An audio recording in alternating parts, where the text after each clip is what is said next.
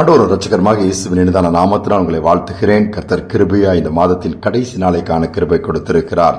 நாட்களும் காலங்களும் வேகமாய் போய்கொண்டிருக்கிறது. 5 மாதங்கள் ஓடி முடிந்து விட்டது. யோசித்து பாருங்கள், எவ்வளவு வேகமாய் போய்கொண்டிருக்கிறது.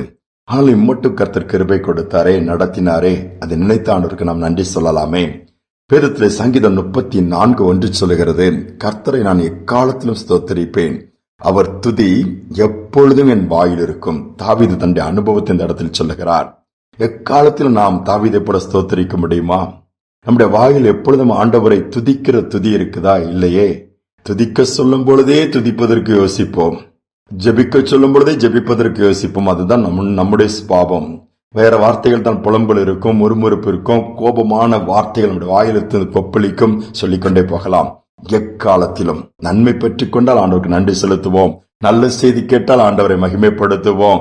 நல்லது நடந்துச்சுன்னா ஆண்டவர் நல்லவர் என்று சொல்லுவோம். ஆனால் பாதிப்புகள், கஷ்டங்கள், நஷ்டங்கள் வரும்பொழுது எப்படி துதிக்க முடியும் என்றுதான் நாம் கேட்போம். ஆனால் எக்காலத்திலும் கர்த்தரை ஸ்தோத்தரிப்பேன் தாவீது சொல்லுகிறார். ஆடு மேய்க்கிறவன் அடிமட்டத்திலிருந்து உயர்மட்டம் வரை உயர்வை அனுபவித்தவர். அவருடைய வாழ்க்கையிலே பல ஏற்றத்தாழ்வுகள். அரண்மனையில் இருப்பாரு, சொந்த மகனை விரோதமாக எழும்பி அரண்மனை விட்டு ஜீவன் தப்பா வண்ணாந்திரத்துக்கு ஓடி போவார். அதோடு மட்டுமல்ல, அவருக்கு வண்ணாந்திரம் என்றால் தெரியும், அவாந்திர வெளி எப்படி இருக்குன்னு தெரியும், காடுகளில் உள்ள வாழ்க்கை எப்படின்னு தெரியும், சத்துருக்களின் துரத்துகிற வேண்டிய வழி என்னென்று தெரியும்.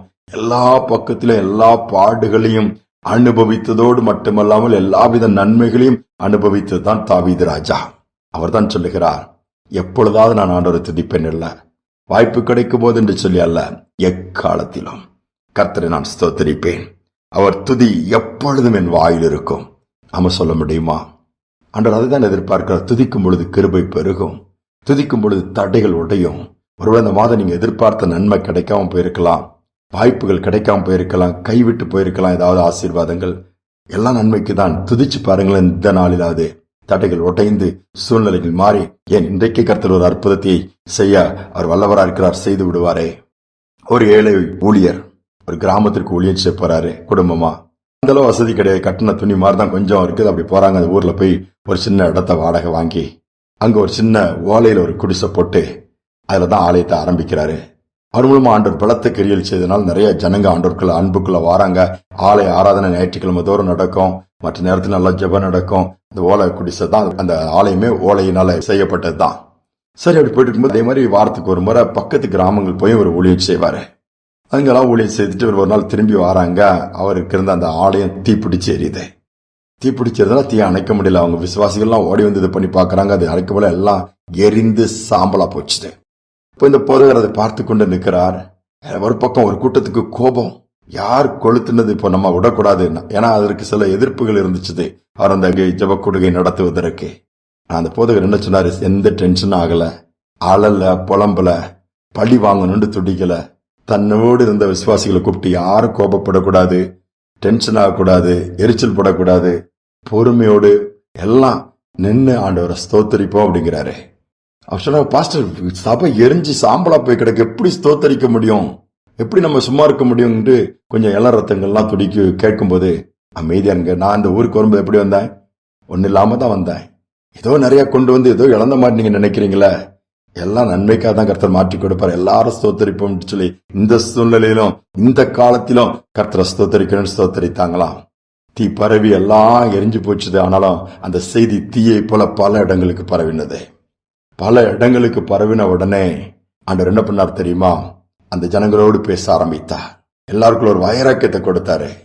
அடுத்து அதே இடத்துல அந்த ஆலயம் கட்டிடமாய் மாறிவிட்டது. கான்கிரீட் போட்ட கட்டிடமா மாறிடுச்சு. எல்கையும் பெருசாக்கி பெரிய ஒரு ஆலயமாக்கி திரளான ஜனங்கள் வந்து இன்று வரை ஆராதிக்கக்கூடிய ஒரு ஆலயமாய் கர்த்தர் மாற்றி கொடுத்துட்டாரு. இதான் காட்ஸ் டூயிங். துதிக்கும் பொழுது நாம நினைக்கிறோம் அவ்வளவுதான் முடிஞ்சிருச்சு இல்ல. துதிக்கும் பொழுது ஏழ்கைகள் கூட விரிவாகிறோம். துதிக்கும் பொழுது சாதாரணமா இருக்கிறது கூட அசாதாரணமா மாறிடும். அங்க மகிமை வழங்கும். ஒருவேளை அவங்க வாழ்க்கையில இழந்திருக்கலாம், எதையாவது ஏதாவது உங்க கையை விட்டு போயிருக்கலாம், அல்லது அது உங்களுக்கு கிடைக்காம போயிருக்கலாம். துதிச்சு பாருங்களா, அதோட பெஸ்ட் உங்களுக்கு வரும். இதான் இந்த மாதத்தின் கடைசியில ஆண்டவர் நமக்கு உணர்த்த விரும்புகிறாரு. சோர்ந்து போக வேண்டாம். எந்த நல்லதோ கெட்டதோ எதுவானாலும் சரி, பலனோ பலவீனமோ நன்றி சொல்லிக் கொண்டே இருங்க. ஆண்டவரே உயர்த்துகிறோம், மகிமைப்படுத்துகிறோம், துதிக்கிறோம் சொல்லி அவருடைய மகத்துவங்களை சொல்லி துதிச்சு பாருங்களா. மகத்துவமான மகிமையான காரியங்கள் தான் கர்த்தர் செய்வார் பார்க்க முடியும். அதனால அந்த தீர்மானம் எடுத்து கொஞ்ச நேரமாவது ஒதுக்கி 5 மாதங்கள் பாதுகாத்து பராமரித்து போஷித்து உடுத்தி வித்து வந்த ஆண்டவரை துதிக்கலாமே. ஜெபிப்போம். அன்பின் தகப்பனே, உடைய கிருபையினால் தான் இந்த 5 மாதங்கள் நாங்க தாண்டி வந்திருக்கிறோம்ப்பா. உடைய இரக்கங்கள்னால தான் இன்னைக்கு வரை நாங்க இருக்கிறோம். தொடர்ந்து அந்த கிருபைக்காக நாங்க நன்றி செலுத்துகிறோம். இரக்கங்களுக்காக ஸ்தோத்திரங்களை ஏறெடுக்கிறோம். செய்த நன்மைகளை நினைவு கூறுகிறோம் அப்பா. தாவீது சொன்னது போல எக்காலத்துல ஸ்தோத்தரிப்பேன், அவர் துதி எப்பொழுது என் வாயில் இருக்கும். அவன் ஆத்மாவோடு பேசும்பொழுது, என் ஆத்மாவை கர்த்தரை ஸ்தோத்திரி, என் முழு பரிசுத்த நாமத்தை ஸ்தோத்திரி, ஏன் அவர் செய்த சகல உபகாரங்களை மறந்துடக்கூடாதுன்னு சொல்லி பேசினது போல நாங்களும் துதிக்கிறோம், உயர்த்துகிறோம் அப்பா. இதை கேட்டுக்கொண்டிருக்கிற ஒவ்வொரு பிள்ளையுடைய வாயில் இன்னைக்கு துதி இருக்கட்டும். ஒவ்வொரு காரியங்களுக்காக துதித்துக் கொண்டே இருக்கட்டும். துதிக்க துதிக்க கிருபைகள் பெருகட்டும், இந்த வல்லமை வெளிப்படட்டும், அற்புதங்கள் நடக்கட்டும். மேன்மையான மேலான காரியங்களில் கொடுப்பதற்காக ஸ்தோத்திரம் தாழ்த்தி ஒப்புக் கொடுக்கிறோம். துதிகனமே ஏற்றுக்கொள்ளும் இயேசுவின் நாமத்தில் பிதாவே, ஆமேன் ஆமேன். துதியினால் இன்னைக்கு நம்முடைய உள்ளங்களை இல்லங்களை நிரப்புவோம். நாளை தினம் புதிய மாதத்துக்குள்ள போறோம். புதிய வாசலை கர்த்தர் திறப்பாரு. புதிய வல்லமையான காரியங்களையும் கர்த்தர் நமக்கு செய்வார். நாம் அதை பெற்றுக்கொள்ள முடியும். துதியோடு இந்த நாளை தொடருவோம். மீண்டும் நாளை தினம் சந்திப்போம்.